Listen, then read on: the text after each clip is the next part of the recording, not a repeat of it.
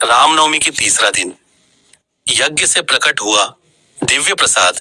पावन कथा का तीसरा दिन एक ऐसे अद्भुत और चमत्कारी क्षण को दर्शाता है जिसका इंतजार न केवल अयोध्या नगरी बल्कि स्वयं देवताओं को भी था। यह दिन उस दिव्य प्रसाद के प्रकट होने का है जिसने आगे चलकर भगवान श्री राम के जन्म का मार्ग प्रशस्त किया। अयोध्या नगरी में पुत्र कामेष्टि यज्ञ पूरे विधि विधान के साथ चल रहा था। राजा दशरथ ने अपनी पूरी श्रद्धा, भक्ति और विश्वास इस यज्ञ में समर्पित कर दिया था। यज्ञ के प्रथम और द्वितीय दिन के बाद अब तीसरा दिन आ चुका था। एक ऐसा दिन जो अपने भीतर एक महान रहस्य समेटे हुए था। सुबह का समय था। सरयू नदी के तट पर हल्की ठंडी हवा बह रही थी। सूर्य की किरणें धीरे धीरे यज्ञ स्थल को आलोकित कर रही थीं। वातावरण में वेद मंत्रों की गूंज थी और हर व्यक्ति के मन में एक ही भावना थी, ईश्वर की कृपा प्राप्त हो। महर्षि ऋष्यशृंग, गुरु वशिष्ठ और अन्य महान ऋषि मुनि यज्ञ को पूर्ण निष्ठा और नियमों के साथ संपन्न कर रहे थे।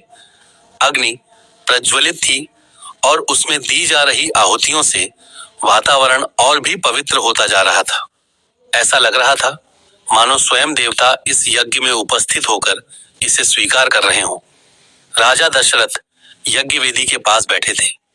उनके चेहरे पर गंभीरता थी, लेकिन आंखों में एक उम्मीद की चमक भी थी। वे मन ही मन प्रार्थना कर रहे थे, हे प्रभु, मेरी तपस्या और इस यज्ञ को स्वीकार करें और मुझे संतान का सुख प्रदान करें। जैसे जैसे यज्ञ अपने चरम पर पहुंचा, अचानक वातावरण में एक अद्भुत परिवर्तन होने लगा। आकाश में हल्की हल्की गर्जना सुनाई दी और चारों ओर एक दिव्य प्रकाश फैलने लगा। सभी लोग आश्चर्य से उस दृश्य को देखने लगे। तभी यज्ञ की अग्नि से एक तेजस्वी पुरुष प्रकट हुए। उनका रूप अत्यंत दिव्य था। उनके शरीर से प्रकाश निकल रहा था और उनके हाथ में एक स्वर्ण पात्र था। उस पात्र में एक विशेष प्रकार का दिव्य प्रसाद भरा हुआ था। पूरा यज्ञ स्थल उस दिव्य दृश्य को देखकर स्तब्ध रह गया। ऐसा प्रतीत हो रहा था मानो स्वयं देवताओं ने इस यज्ञ को स्वीकार कर लिया हो और अब उसका फल देने के लिए प्रकट हुए हों। उस दिव्य पुरुष ने मधुर स्वर में कहा, राजा दशरथ, आपकी भक्ति और तपस्या से प्रसन्न होकर देवताओं ने यह दिव्य प्रसाद आपको प्रदान किया है। इसे अपनी रानियों को दें। इससे आपको पुत्र प्राप्ति होगी जो धर्म की स्थापना और अधर्म के नाश के लिए जन्म लेंगे। यह सुनकर राजा दशरथ की आंखों में खुशी के आंसू आ गए। उन्होंने दोनों हाथ जोड़कर उस दिव्य पुरुष को प्रणाम किया और अत्यंत श्रद्धा के साथ वह प्रसाद ग्रहण किया। जैसे ही वह दिव्य पुरुष अदृश्य हुए, पूरा वातावरण फिर से सामान्य हो गया, लेकिन अब वहां एक नई ऊर्जा और खुशी की लहर दौड़ चुकी थी। सभी ऋषि मुनि और उपस्थित लोग इस चमत्कार को देखकर भाव विभोर हो उठे। राजा दशरथ तुरंत अपने महल की ओर गए। उनके हृदय में अब असीम आनंद और कृतज्ञता थी।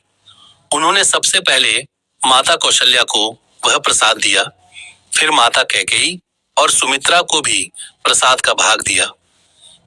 यह प्रसाद कोई साधारण वस्तु नहीं था, बल्कि यह स्वयं ईश्वर की कृपा का प्रतीक था। इसमें वह शक्ति थी जो आगे चलकर भगवान श्री राम, भरत, लक्ष्मण और शत्रुघ्न के रूप में अवतरित होने वाली थी। तीसरे दिन की यह कथा हमें यह सिखाती है कि जब इंसान पूरी निष्ठा और सच्चे मन से प्रयास करता है तो ईश्वर स्वयं उसकी मदद के लिए प्रकट होते हैं। यह दिन उस विश्वास का प्रतीक है कि सच्ची भक्ति कभी व्यर्थ नहीं जाती। रानियों ने भी उस प्रसाद को अत्यंत श्रद्धा और विश्वास के साथ ग्रहण किया।